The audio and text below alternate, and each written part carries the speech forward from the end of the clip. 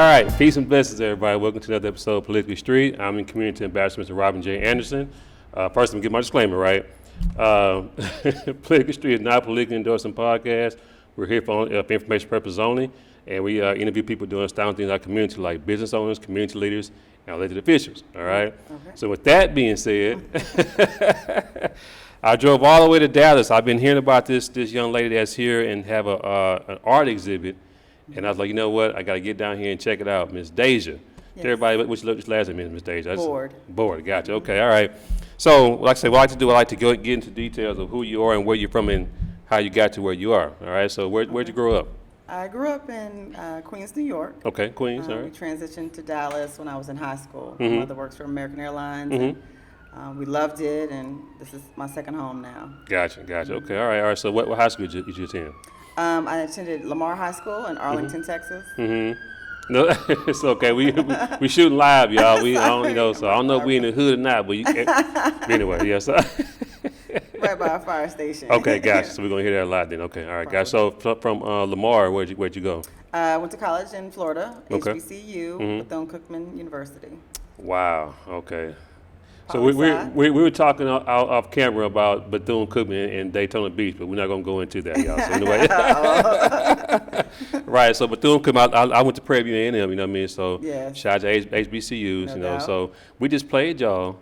Yeah. And we entered the conference, and I don't know what's going on. I think it's been a struggle ever since quarantine and the pandemic. So we got to inch our way back. So y'all took that L real nice. We still that band. No, come on now. Okay, that's a whole 20-minute debate about Prairie View and Bethune-Cookman's band, but we're not gonna go there. But anyway, so you went on a track scholarship. I did. I ran a full track scholarship. I did the hurdles. I was the first woman in Bethune-Cookman University history to win the heptathlon. Wow. Yeah, we won conference, MEAC conference twice, indoor and outdoor tracks. So. Gotcha. Okay, all right. Represented.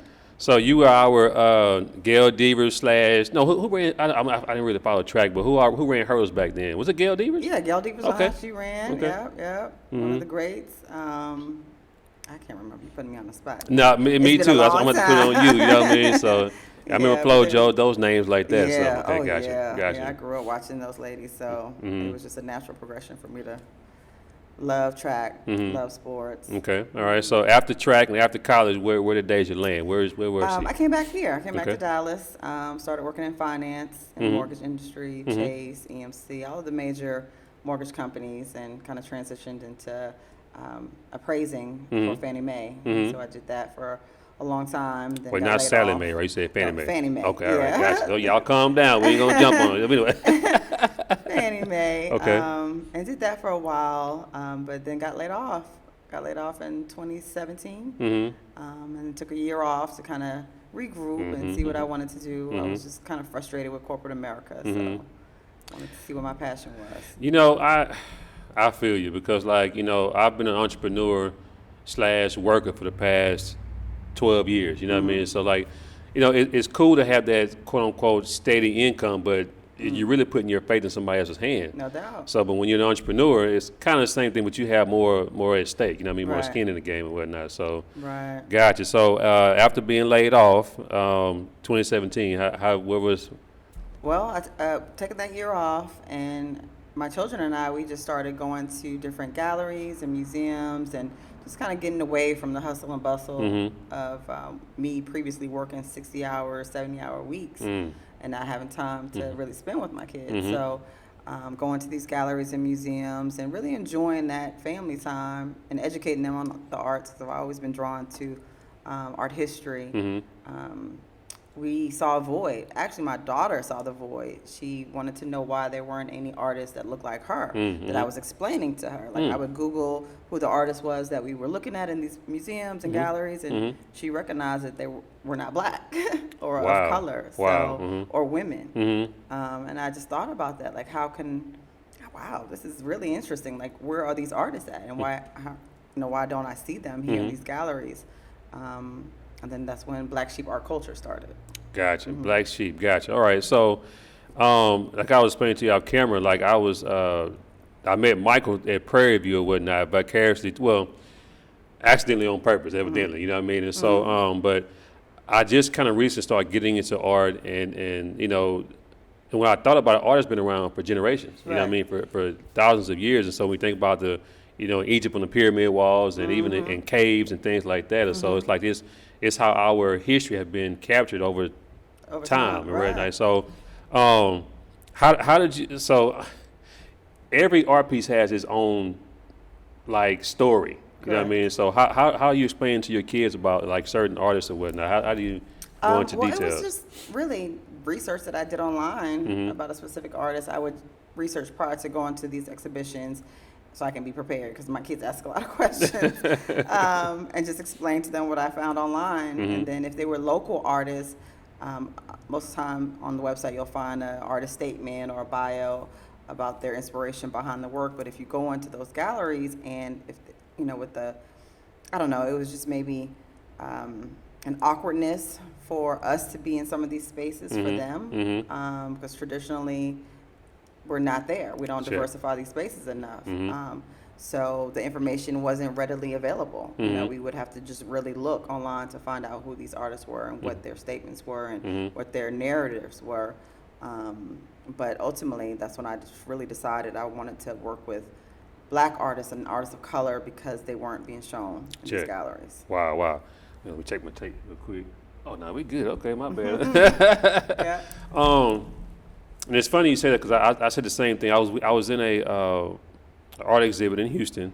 This is no shade, all right? But went to a show, and the majority of the people that were there was us. Right. But the person that was doing the exhibit was from Russia. Okay. So I was like, wait a minute, you know, I'm looking around, you know, like I say, but that don't make any sense. But then there's not too many, to my knowledge, too many Black-owned art exhibits in Houston. Right. So that's why I came up with the idea for my coffee shop, Star King Cafe, slight plug, to do coffee, pastries, and artwork and whatnot, to give people that look like us more of an opportunity. You know, so Mike came through, and we had a real good time and whatnot. You know, so your first show, how did it feel? Or when was it? Oh, with Black Sheep Art Culture, the first initial show was, I did the Arlington Art Fair, which is an outdoor fair, and I already had an idea of how I wanted to present the artist's work, and no shade to art fairs that are outdoors, but I wanted to elevate the art and those artists, because they're not used to seeing their work on white walls. So I negotiated with like the bakery that was on that block where the fair was located, and she had an extra space that she wasn't using, white walls. She had like all of her equipment and stuff in. So is that why you got the white walls here? Oh yeah, well that's traditional for the galleries. And so, but it looked like a little small gallery set up. So we set up the artists. I had 4 artists, 4 women, and placed their art on the walls. And so it was a different vibe for people coming outside to walk into her space and see Black women artists and their art on the wall. And they just elevated it. It elevated that experience for them. And we sold my first piece at that art fair, yeah. Wow. And it was all, you know, I went straight to the artists, because that was my mission then, was to make sure that they get compensated 100% off of whatever they, you know, bring into my events. Gotcha. So, how do you pick which paintings come in, or even the artists? Like, what draws you to them? Like, what are you looking for? Well, I go out to different group shows and social media. They contact me via Instagram a lot. I think with the quarantine and the pandemic, a lot of people had a lot of time on their hands. Right. Yeah, I got mad emails and messages about art that they were selling, or how can they get placed in different galleries. I love reading art journals and find out what's, you know, hot in the market, and reaching out to some artists in certain cities to see what they're doing and how we can incorporate it here in Dallas. So it was just a lot of research, but a lot of networking on site at different shows, and just kind of connecting. I'm a talker, so I'm gonna go up and I'm gonna ask you questions, and they're interested because they see someone who's actually advocating for them and not trying to take advantage of them. So. Gotcha. You mentioned the art journal. That's the first I've heard of. What exactly is the art journal? Well, there's different guides online, like Artsy, Art Noir, Black Art in America. So these different organizations have online journals or websites where you can go and kind of review different art from all over the world, and they're predominantly artists of color. So, Gotcha, gotcha. Okay, gotcha. You know, I I said I did my first art exhibit on the 2nd of September, and it was a real good feeling, you know, just to see people come in and just see us talking about paintings and having a dialogue, or just just talking in itself or whatnot, you know. So paid the first person, the artist or whatnot. Yes. So after that, So after that, we started doing museum tours. So I started working with the Dallas Contemporary out here, and there was a show that I really wanted to see. And so when I saw it, I was just awestruck. I was like, oh my gosh, this body of work is amazing. And it's by an artist by the name of Sarah Rabar, and she's Iranian. And the work was just brilliant. It's sculptures of body parts and hands touching each other, or just really intricate details on the body parts. And so I wanted to do an artist tour, and bring the community in so they can see the work and get a chance to be in a gallery setting or a museum setting, ask questions and not feel intimidated. Gotcha. So I set that up with Black Sheep Art Culture, my first tour, and it was a major success. Like, wow. Yeah, my community showed up, and I was so proud to see their responses, their questions. I mean, some people were actually in tears because they've never seen anything quite like that before. So it was amazing. And then after that, we started doing that more regularly with the museum and some other galleries. And then we also took it to spaces like yours, where we would bring the art to the people, and community coffee shops or hotel lobbies or anywhere where they wanted to incorporate local artists. We would bring that art to them and invite people out to a specific event to show them the variety of art that we have in the community, and also a Black-owned or brown-owned business, and just vibe off of it, Yeah, I think it's a good networking tool as well, because all the ones that I've gone to, I see people talking, they're passing cards out and things like that, So what art stands out to you more? You like more of abstract, or what are different types that pulls on you? Oh, I'm really interested in it all. Maybe just because I have a more, I guess, experienced palette. I can recognize, some good pieces. I can recognize some earlier stages of work, and then experienced artists. So I kind of tend to collecting more figurative pieces, but I also love mixed media. I love sculpture. I have a lot of almost like digital pieces that I've been incorporating to. My kids have been trying to get me into NFTs. Yes. So we have a couple that we've collected, but I'm still pretty green on it. I'm still trying to understand. I'm trying to figure it out too. I mean, I'm hearing it. I learned about it earlier this year, I want to say, and a friend of mine, he was telling me about it. I'm like, NFC. So you mean tell me the person could take a picture of this and keep sharing it, and people get paid? I'm still trying. So it's wild. It's wild. And I think the ones who are really making money already have a established collector base, and so that's just adding to their value of already being pretty popular. So, and then some of these ridiculous amounts that they're selling for, I don't know. I don't get it either. I don't get it. But I mean, you can kind of see how the world is going to it's digital. It is what it is. So.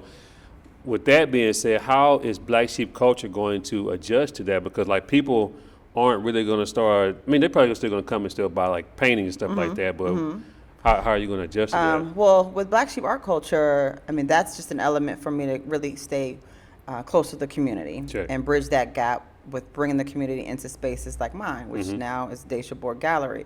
So here at the gallery, we'll incorporate a variety styles of art. From artists of color. So we'll have photography and digital and sculpture and installations, but I'm gonna leave it up to the artists. Like, if they're into digital art and they want to put some TV screens in here, then we can figure it out and make it work. But we need to show that range, like we discussed earlier.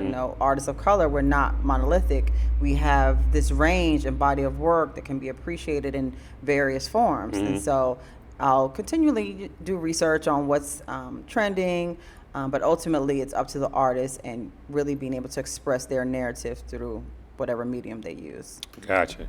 So I'm a huge Jay-Z fan, all right? And I think his last album, he had a verse in there saying that he's trying to give $1 million a game worth $19.99 or something like that. So, but he talked about buying a painting that he was going to leave to his kids. And so, how can, and this is, don't want to tread lightly with this because I don't want to make it look like we're so at disadvantage. But a person that is, at poverty level, that wants to get into buying artwork, because I'm not gonna lie to you, I saw this piece and I saw the price of it. I was like, okay, let me get some more cans together. But what can a person do that look like us that want to invest into artwork that's going to appreciate over time? What would you suggest to them? Well, first, we can sit down and have a discussion, basically on what type of art you like, what your budget might be, if you even have a budget. I can introduce you to some artists who I know create amazing quality limited edition prints, explain to you that process of how that works, and how to identify those pieces that will add value to a collection if you're going to start one. And limited edition pieces can start at $150 to $500, but they're limited 1 to 50, and that's it. That's all the artists will produce. So you can add that to your collection. And then we can also talk about works on canvas. We have a range. We have some pieces here that start at 600. They go all the way up to 10,000. So it's just where you are, and how I can help facilitate that. But the first thing is you need to know that this is an investment, just like anything else. We invest in our cars, we invest in our clothes. We spend a lot of money in this, in this world as Black people and people of color. So to understand that art is an asset and it's something valuable that you can leave to your family, and hopefully that will transition into thinking about generational wealth that we're leaving for them. Because I can't leave, my Chanel, I can't leave my car, stuff that's depreciating in value. So we'll just have those conversations about education, really, about really sitting down and discussing the value of art. Gotcha. Yeah, I probably can't see. We have a Mike Pence fly that's flying around here. Sorry. No, it's okay. He came in from outside. He wanted to take in the information we're giving. So, I'm not from this area. So, is this area like what exactly? Where are we? So we're in West Dallas, which is west of downtown Dallas, over the Margaret Hunt Bridge. It's also close to Kessler Park, Oak Cliff. We have the Design District to the left of us. So we're right in a centrally located space, and now it's kind of turning into a new cultural hub. So there's a lot of warehouses in the back where they are now branding it as the Tin District. You know how they like to gentrify our areas. And I didn't want to say the G word, but she said it, right? But it's dope, though, because I still see the artist community here. Like, I really hope they don't push the artists and the creatives and the culture of entrepreneurship out of this community, because that's what holds it together. We have a beautiful Black-owned coffee shop up the street, a lot of Black-owned restaurants, women-owned businesses up and down this strip. And it's an amazing, area. Like I said, it's thriving off of the energy that the artists from the studios are given. So it's the Tin District of West Dallas. Gotcha. All right. How can the people in our communities get more involved? Because they're not really exposed to this type of environment. So what are you doing to help out? Or what are you doing to let them know what's going on? Well, continually engaging with our people and going to events outside of the gallery, because a lot of times we frequent day parties and church, and obviously, just day-to-day activities. I'm always networking. I'm telling them, hey, I have a Black Sheep Art Culture that I run, and we do different events throughout the city with art. Bring your family, bring your kids, let them know that there's something, out there different for them to experience other than what they typically go to. But ultimately, it's up to them. Like, I want people of color to know that there's a space here where they won't feel intimidated or awkward or unwelcome. This is a space for us. Like, I'm going to continually show artists of color and women artists in this space, and they can come in ask questions, and feel free to do that. I love it. I love it. Yeah, that's how we continue to like elevate the conversation and build and grow. Like, I don't want to be the first Black woman in 30 years to own a gallery in Dallas. That's crazy to me. Right. You know, to me, that's not a compliment. You know, Right. I'm like, well, you know, we need to be or know that art is for everyone. So these pieces are created by Black people and people of color, but the art is so full of life, everyone can enjoy it, you know? I agree. So it's just opening those eyes to the fact that there's a Black woman-owned gallery here who has Black and brown and people of color artists that create this body of work, but it's for everyone. So that's the goal. But we have to support, we have to come up to these spaces, diversify other spaces that don't have the Black art or the artists that they want to see, ask those hard questions and just make it happen. Like, you know, I'm all about it. I'm all about networking and lifting each other up. I am as well. You know, I'm actually currently writing a business plan, and they have this section in there saying about the value customer, right? Or who I'm targeting, quote unquote. And I was like, well, you know, I'm selling Ethiopian coffee, but I don't just want just, you know, Black people coming in there. I want everybody to come in. I don't have a target. I want, you know what I mean? And so, but that's how I feel. But I'm glad you said that. It reminded me about something. But either way, before we get out of here, where can people find you on social media? Well, now Black Sheep Art Culture is my nonprofit that I'll run, and it's community-based. But my physical location is Daisha Board Gallery. We're located at 2111 Sylvan Avenue in Dallas, Texas, 75208. Then also on social media under Daisha Board Gallery or Black Sheep Art Culture. Those are my social media pages. So. Gotcha. Yo, I got to tell this story, all right? Because I was, it had me laughing, but so I asked her, did she get this about her name all the time, Daisha? So people that's in our culture, we know that higher learning had the character in their name, Daisha. So oddly enough, Tyra Banks played Daisha in higher learning, and just so happened, Daisha met John Singleton. Showed me the picture, y'all, and so I don't know. She might have to get some royalties, y'all. So we'll put it out there. I know. You know what I mean? I know. So, God rest his soul. Yeah, God rest his soul. Yeah, he was a good guy, man. Good guy. Brilliant filmmaker. I mean, it's just an honor to even meet him. So. Gotcha. All right, so y'all make sure and go to my YouTube channel, subscribe. Also, I'm on. I have shirts, merchandise. Go to PoliticallyStreet.org, buy a shirt. I'm also on Instagram and Spotify, Political Street. You know, so y'all make sure and go support me. Support Daisha. Come on out here at Dallas and come check her out, man. It was a nice show last night, you know, so. Yes, I need my H-Town people to show up, come through. Even though our basketball team, you know, football, it is what it is, y'all. So we'll support that. Anyway, we're going to leave on that note, y'all, right? So until next time, peace. Peace.